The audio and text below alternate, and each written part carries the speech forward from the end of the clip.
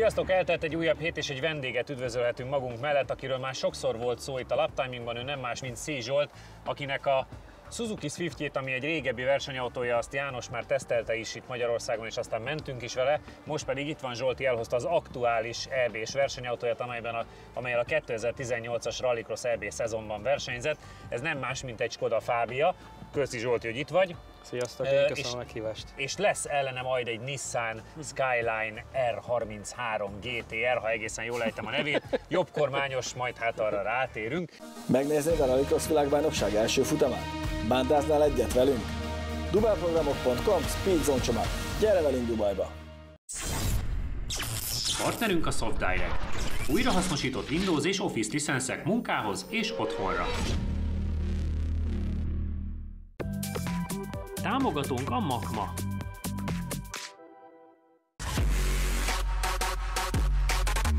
Támogatónk a Modell és Hobby, a Modell Autóbázis.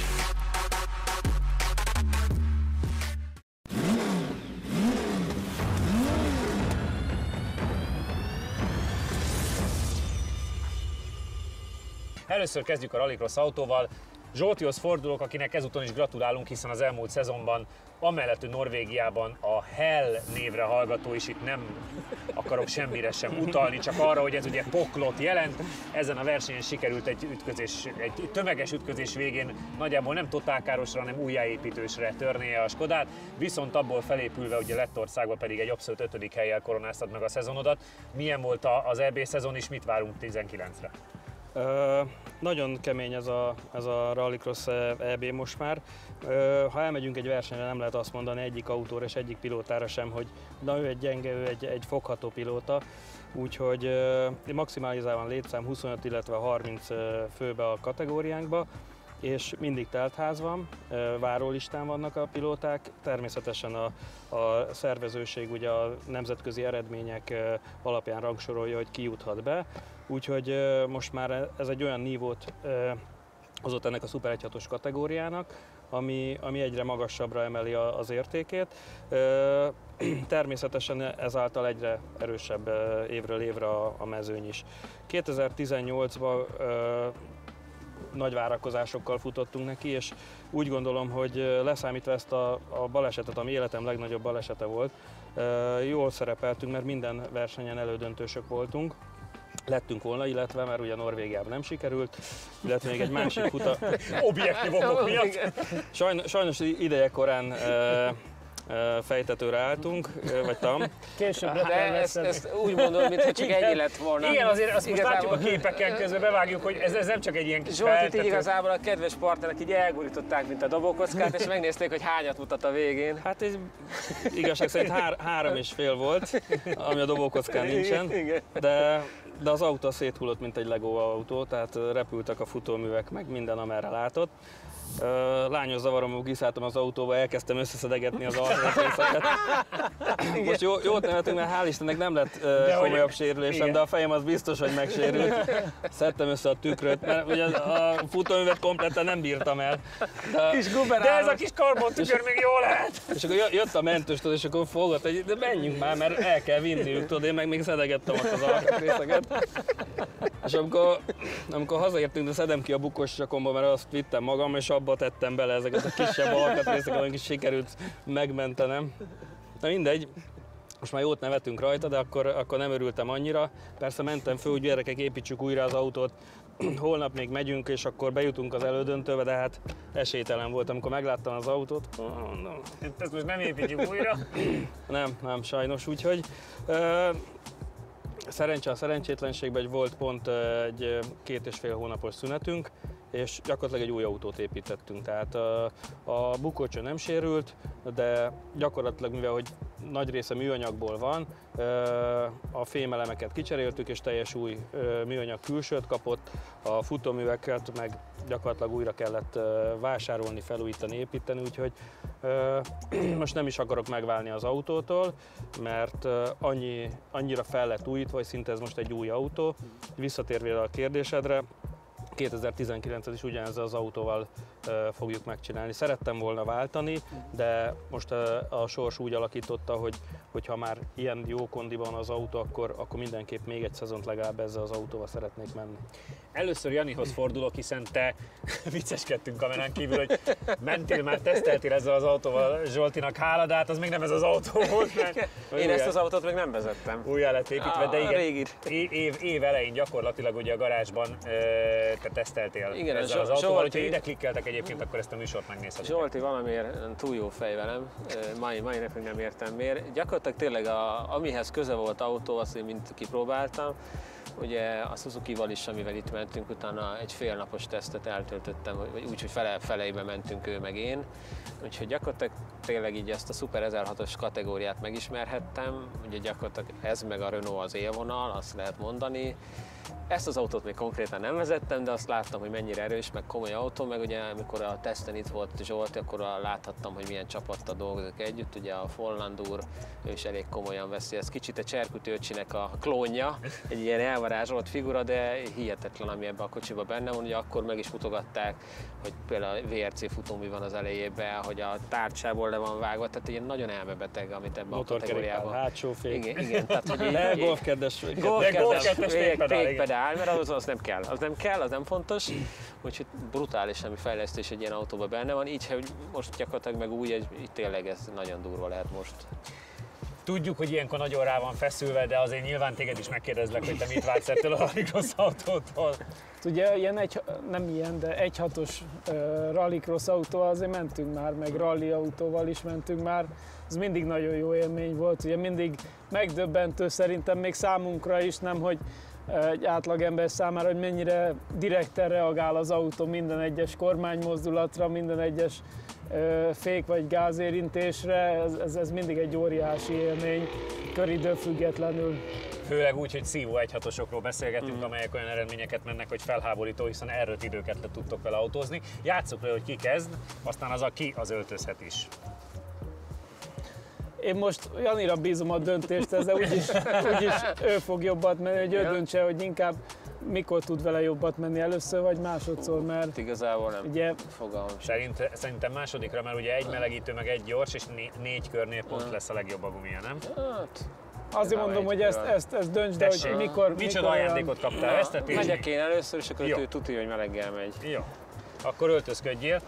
Közben még azt csak elmondjuk, hogy azért mondta a Jani is, hogy Zsolti milyen komoly csapattal érkezett. Igen, be is hozta a háttérbe ezt a kis IFA típusú csuklós buszt, amivel az EB szériát csinálják. Egy elég kis szerény hajlékot. Mindig elköltözöl otthonról, vagy ez miért van? Igazából ebben lakik. Ja, akartam, hogy vagy már nem költözik haza. Hát amit mondtam, hogy nagyon komoly, vagy nagyon megerősödött ez a mezőny, és nagyon komoly a színvonal. Gyakorlatilag itt szinte a promóter is elvárja, hogy egy normális megjelenéssel jöjjenek a pilóták, ezért mi is beálltunk a sorba, és hát bátyám jó voltából ugye szertettünk erre a pótkocsira, amiben nem csak az autó, a felszerelésünk és minden tartalék, alkatrész, mindenféle elfér, de van benne egy lakrész is, ahol a csapat tud aludni, és vannak olyan versenypályák, azok kifejezetten jól jön, mert közelben nincsenek is szállások. Úgyhogy van benne egy kis fürdőszoba is, úgyhogy a traktorral együtt itt 6 fő kényelmesen el tud lenni, el tud aludni. Tök jó. Kell bármit segíteni, János? Hát Lehet, hogy ő vagy bármiben azért segítsetek. Megnézed? Jövök. Kilazítsam egy kicsit? nem, szerintem jó lesz, csak nem látom. Várja. Hogy beindítani? Beindítani, azt... Várjál, áthajolok egy picit. Nyugodtan. Na, most se látom, ugye? Elfor, és nyomom. Mehet?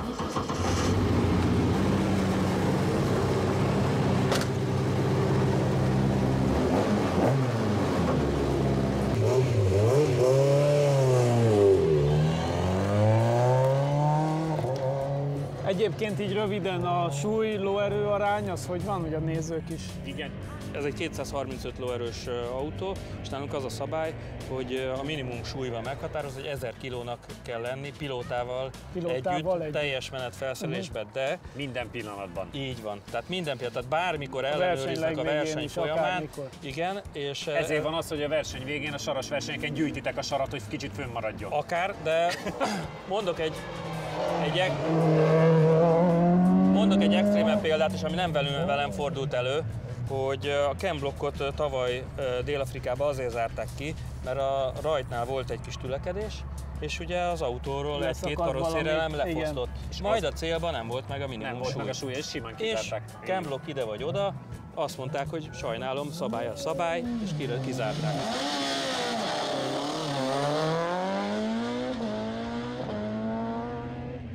Nincs már ugye rajtprogram, az idéntől van, ugye, hogy már nincs, vagy 18-tól volt, hogy nincs rajtprogram. Idéntől új kompjúter van, nem lehet használni rajtprogramot, tehát mindenki a saját indul, a ahogy boka akar. képessége lábában van benne a rajt.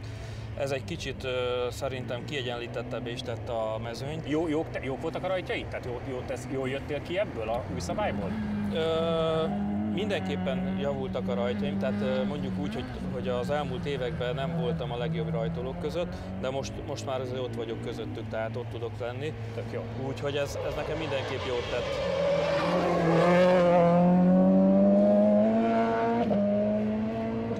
Elképesztő, hogy ráhajította az egyikről a másikra, és nem megcsúszik a hátulja, hanem gyönyörűen fordítható. 45,538 ezred. Az azt jelenti, hogy per pillanat a Twingo mögött van, az abszolút 5. helyen, A Twingo mit ment? 44,981-et, tehát hogy félre van a Twingótól, viszont alapvetően meg azon kívül csak a Supercar veri meg, ami meg 9 gyorsabb, meg a két R5. És a Swiftnél pedig 1,2-vel gyorsabb már most.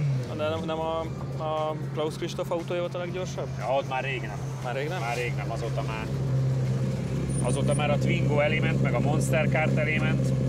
Akkor benned a bizodalmam, hogy a Twingot megverni. Még egy kicsit faragjál belőle. Pont én? Igen, hagyjál neki. Segítek rá egy kicsit. Elárulom, hogy előnybe leszel, mert az ülés a te méreted nem Hőfokkal nincsen gond. Nincs, az teljesen jó, olaj az 99, a víz az 80, teljesen jó minden.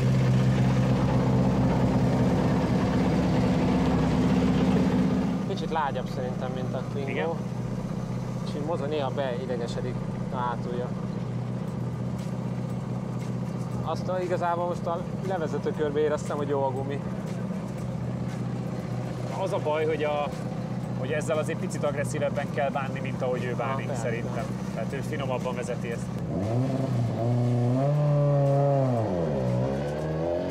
Amellett, hogy nagyon szépet mentél, és nagyon jó az eredmény, 45 fél, ami azt jelenti, hogy a Cornél Twingoja, ami 44,981, tehát gyakorlatilag 45,0, fél másodperccel lassabb, közvetlenül mögötte van az abszolút 5. helyen, tehát a második 1600 köbcentiméteres autó, már hogy motorban, és akkor gyakorlatilag az R5-ök verik meg, a Supercar és a Twingo. Nekem a rajttal vannak fenntartásaim, nem volt erős. Nem. Igazából hát a hideg gumi még nem volt az igaz után, és még egy picit járt a hátulja, igazából ott a mértkörben ott jött meg igazán jól minden. Meg hát azért tegyük hozzá, hogy a Cornél autójával melegebben mentem, tehát Igen. aszfalt hőmérsékletben jóval melegebb volt. Ugye most Próbáltam én megmelegíteni a igen. hátulját, és azért mentem inkább Hát, még egy körrel többet, igen. de hát Igen, csak ebben hát az időben nem lehet annyira megmelegíteni. És így már ennyit mentem Super 1.6-ossal, hogy tényleg azt merem állítani, hogy most igazából a tapadásban nincs olyan jó állapotban a pálya, mint a de fel tudná fenni a Szerintem verseny. bennem volt most az a fél másodperc, nem volt annyira tökéletes. Azt ugye Cornél autójánál mondtam is, hogy ez szinte tökéletes kör volt. Ez egy picivel jobb volt. Egyen jobb mint a rajt tiéd, volt, igen. Viszont nem forgatja annyira. Viszont nem forgatja annyira, igen. de hát ezt mindig is tudjuk, hogy nem szereti annyira bántani az autókat, és Jani meg most már ennyi teszt után, amit neked köszönhet, már hozzá van szokva, hogy ezeket az autókat bántani csak kell. akkor megy, hogyha visít. Igen. Hát tényleg, amikor ugye először vezettem a Skodát, akkor a Zsolt nem tudom hányszor elmondta, hogy ezen a fordlatszám váltsál csak padlógáz van és dekuplungolja. Igen, de az még a régi kompjúter volt, ott nem lehetett váltani, csak ilyen 8000-es fordulatszám fölött tudtál váltani. Igen, ott ment át rendesen.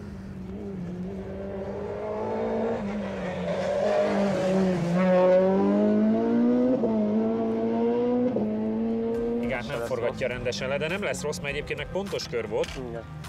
Hát meglátjuk. Na most mit csinál? Mérőköridő 46,601 ezred. 46,601 Így is kap egy másodpercet, mert annyira nem forgatja le. Azon múlott szerintem. Szerintem is, mert egyébként meg szép tiszta kör. Igen, tehát a éveken nagyon szépen ment, Igen.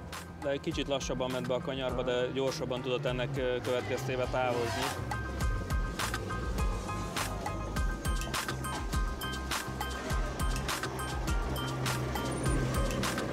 Nem véletlen, hogy a Twingo meg a Folland-féle Skodák meg Audik vannak a Ezek vannak élmezőnyben. az EB élmezőnyében, igen. Tényleg Zsolti leállítod? Gyere ki, majd Zsolti leállítja.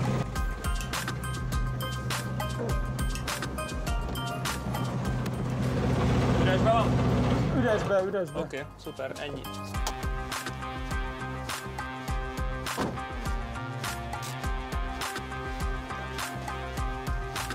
Nos, 46-os idő, nekem nagyon tetszett a kör és a rajt is jobb volt, de érezhetően azt láttuk, hogy nem forgatod le annyira mint Jani, tehát nem akartad tönkre b***intani. Ez egy szép kifejezés volt. Valószínűleg ennek köszönhető egyébként a minimális hátrány. Milyen érzés volt menni vele? Tök jó, hát tényleg az olyan, amire számítottam, ilyen szempontból marha jól irányítható, tényleg nagyon jó élmény vele menni. Nagyon jó kocsi. Sokkal jobban ki kell húzatni. Tehát, pont beszéltük a fiúkkal, amíg mentél, hogy a régi kompjúter, most új kompjúter szabály van, a régi kompjúterrel nem lehetett 8000 alatt váltani.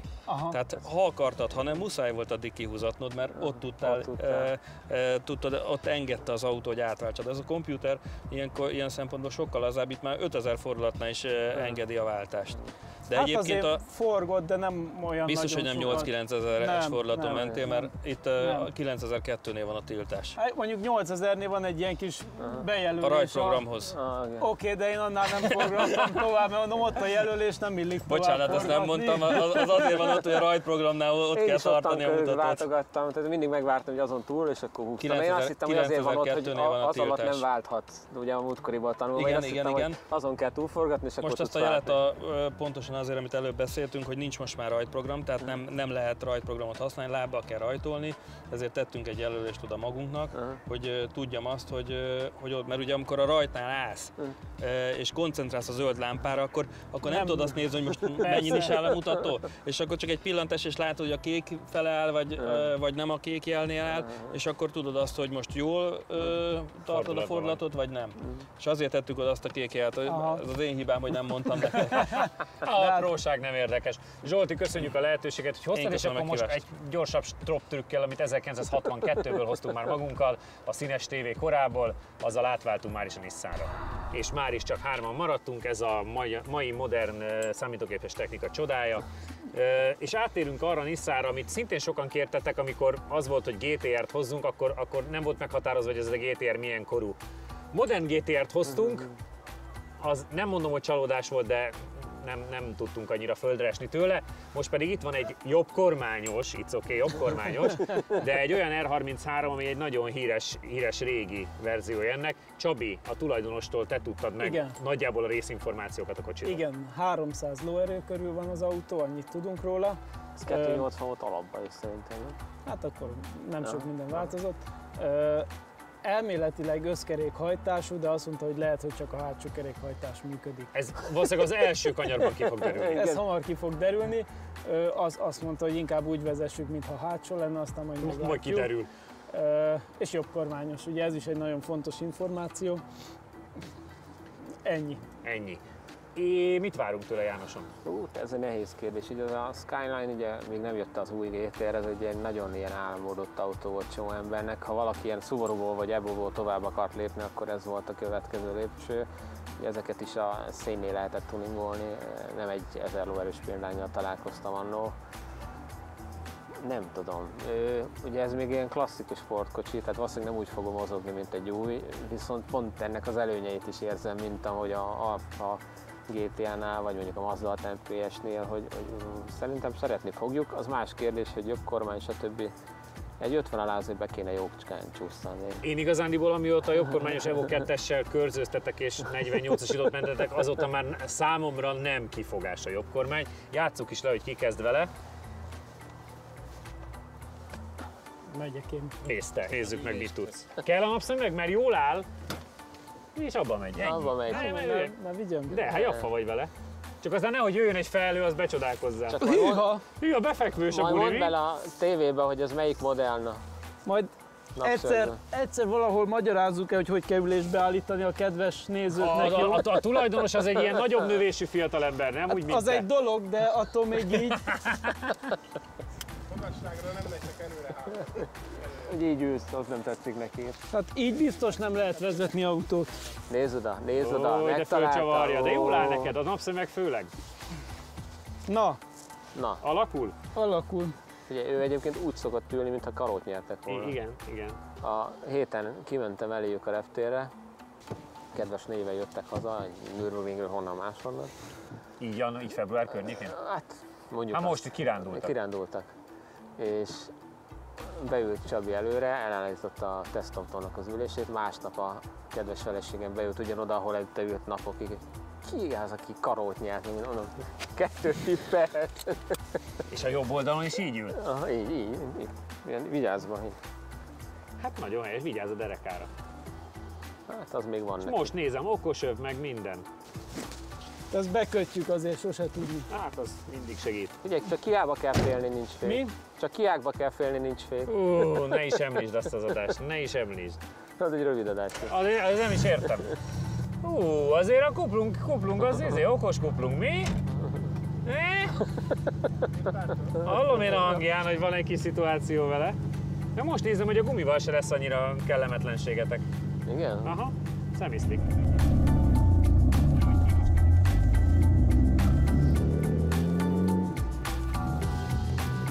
Na mondjuk, ha így megy, nem lesz jó idő.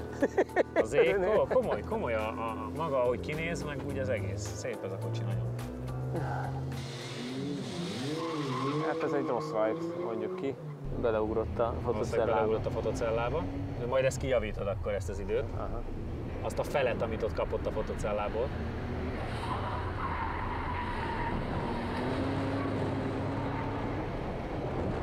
Menő hangja van és jó mutat.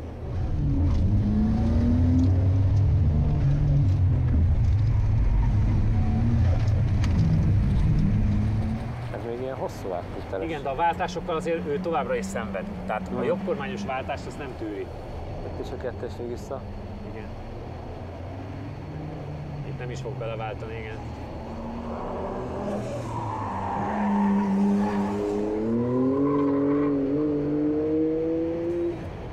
Igen, inkább nem váltott, mert utál váltani fölfelé és meg lefelé és jobbkormánnyal.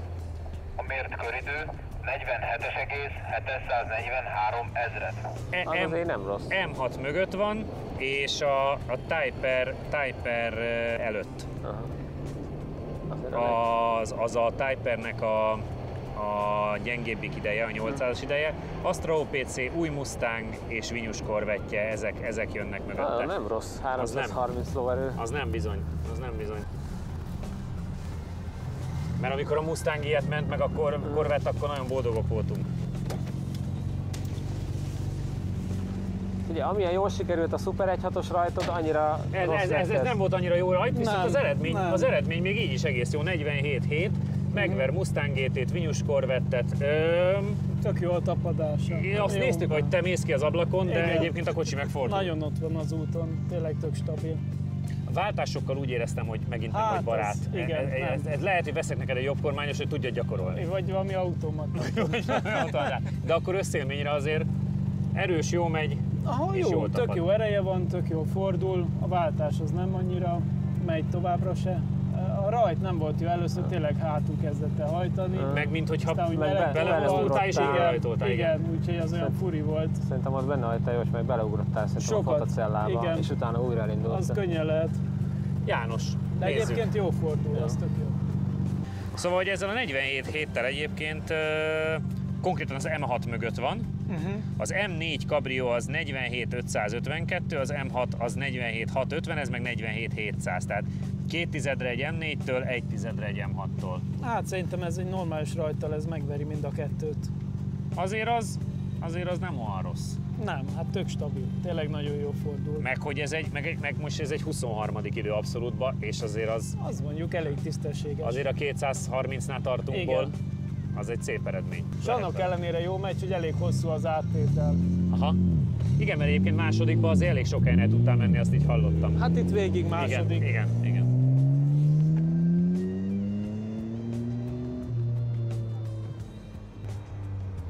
Sőt, ha egész őszinte akarok lenni, ezt jobb volt vezetni, mint a új GTR-t. Ami egy És erre akartam szörnyeteg kiukadni. Igen. ehhez képest, tehát ez sokkal De élményben neked szolidabb, ez de többet adott. élményben ez sokkal harmonikusabb, mint a GTR, az új. Ezek a szomorú tények. Egy picivel jobb, mint... Egy leletted, de utána azért se meg nem volt egy forgatta olyan le. nagy... Igen, nem. Itt azért sokat vesztünk a rajtba ezek szerint. És hogyha egyébként ilyen viszonylagosnak nevezhető rajta megy 47 hetet, Azért mondom, hogy akkor ez- ebből ez azért nagyot egyébként lehetne nem egy- nem autózni. rossz autó, igen. Itt azért nagyot lehetne menni, hogyha el tudnánk rajtolni rendesen. Olyan, mintha nem forgatná le Jánosom, hanem csak úgy toszogat.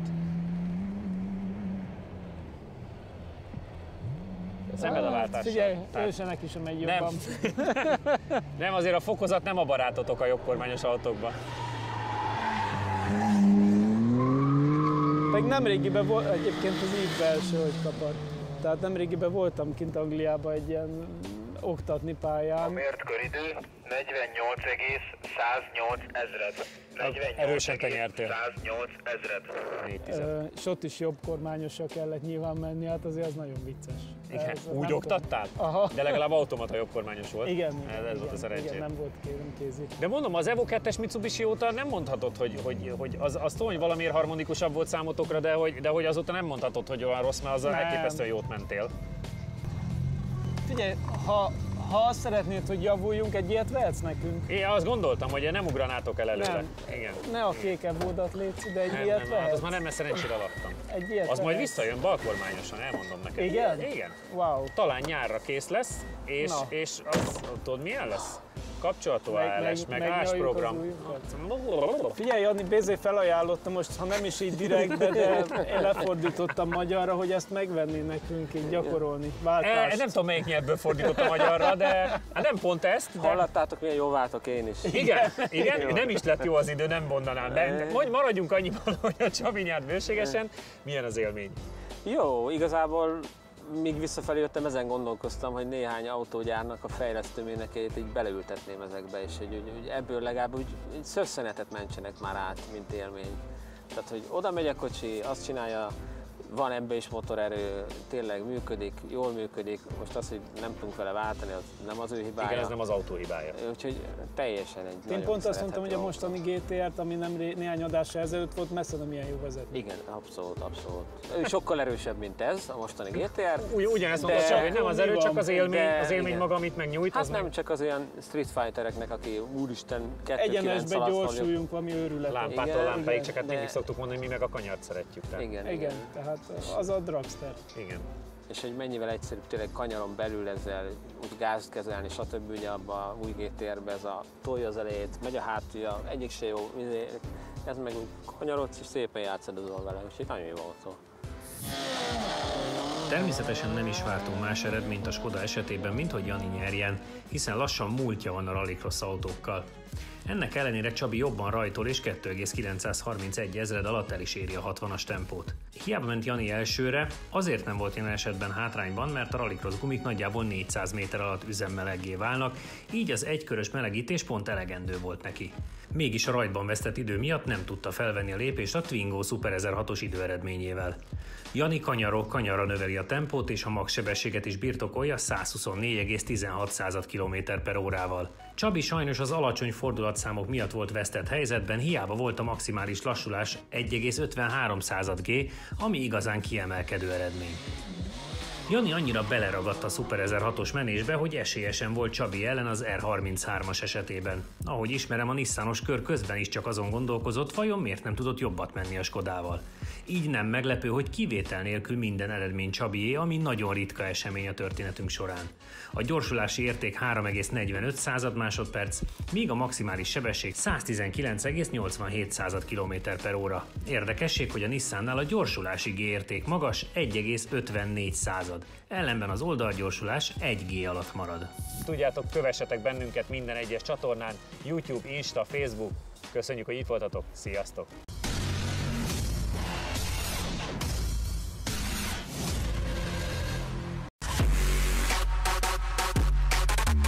Támogatónk a Model és Hobby, a Model Autóbázis. Támogatónk a Makma. Támogatónk a Rédei és Pál ügyvédi iroda, az építőipari projektek fedezetkezelés és ingatlan jogszakértője. Támogatónk a Data Expert. Adatokat csak tiszta forrásból. Partnerünk a SoftDirect. Újrahasznosított Windows és Office licenszek munkához és otthonra. Támogatónk az Xperion Kft.